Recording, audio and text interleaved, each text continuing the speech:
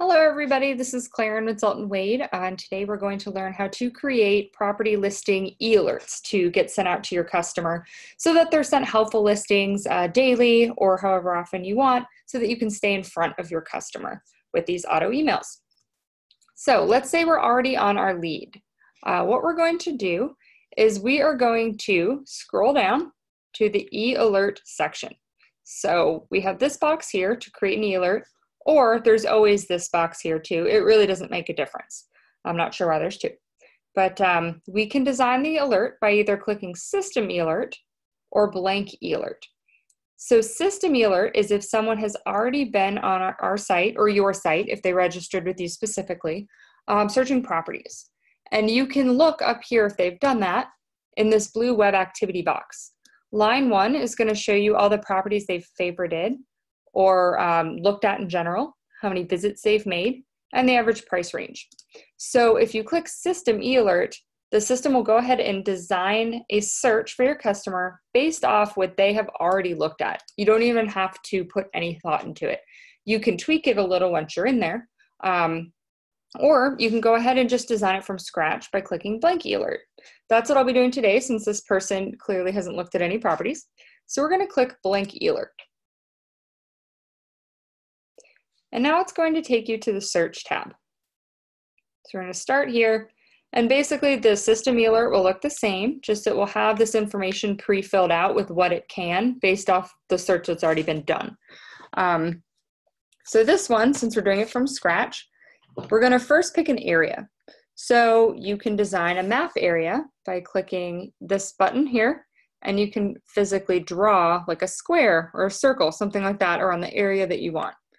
Or you can choose location tags, and you can search by any of these options up here. City, just make sure you're spelling the city right, and it could be in there a few different ways, like St. Pete and St. Petersburg are in there a couple times, spelled differently or lengthened or shortened. So just be careful of that. You want to include them all. You can search by county, by zip code, anything you need you can search by. I'm just going to do zip code right now. So say my customer wants to live in 33703 in St. Pete. They want a single family home. They would like, let's see here, a price range of $200,000 to $300,000. So you can see it's already starting to narrow things down for me. I now have 40 properties meeting this criteria. Bedrooms, say they want 3 beds minimum, 2 baths minimum. And then you can pick the year built, you can pick square footage, number of stories, yard, acreage, garages, stuff like that. Those are really the main criteria we're going to focus on. Unless you've spoken to your lead and really know the additional criteria that they want and they're pretty specific, you can fill out all of this information. But for the most part, you don't really need to. It's just usually this top section here. So my lead now has 26 properties that meet their criteria. Great. So I'm going to scroll all the way to the bottom. And you're going to want to title it something catchy to get the lead's attention. And Phil recommends putting your name and number in the subject line. He's found that helpful in lead response and them reaching out to you. So let's say I put properties in 33703 for you, Aaron. That's the lead's name. And then I'll put from Claren at Dalton Wade, and I'll put my phone number. Something like that.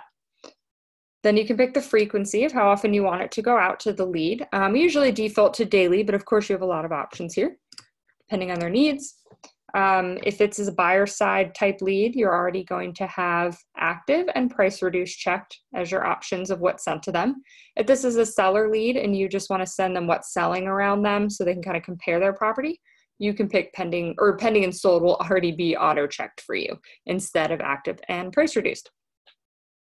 All right, and then let's see, and that is pretty much it. We would just go ahead and click Save Search.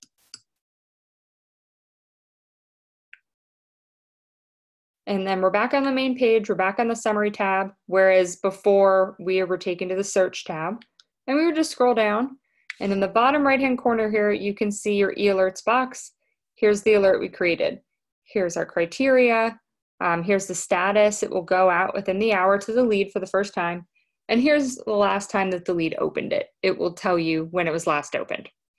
If you ever need to edit the search, you can just click edit here. Say the customer changes their criteria. If you ever need to delete it, you can do it right here. If you ever need to create another one or a new one entirely, there can be as many e-alerts as the lead wants or needs. You can just click here and create another one. And the customer can also create one. So if you see one you didn't make, that's okay. It would say here, created by visitor. All right. A lot of the times when people register too, e-alerts do get created automatically by the system if it has enough to go on based on what they're looking at already. And that's okay, that's great. It keeps you in front of the lead, but you probably will need to edit the criteria as you go based off of when you finally get to speak to the lead. So edit search right here is a good idea. All right. And if anyone ever opts out of e-alerts, that's fine. It will just say unsubscribed, and it'll say in your history section that they opted out. You'll also get a notification here in your new message section that they've done so. And Boomtown will go ahead and stop the e-alerts for you. They will not be sending any more. All right. Thank you so much for coming and have a great day.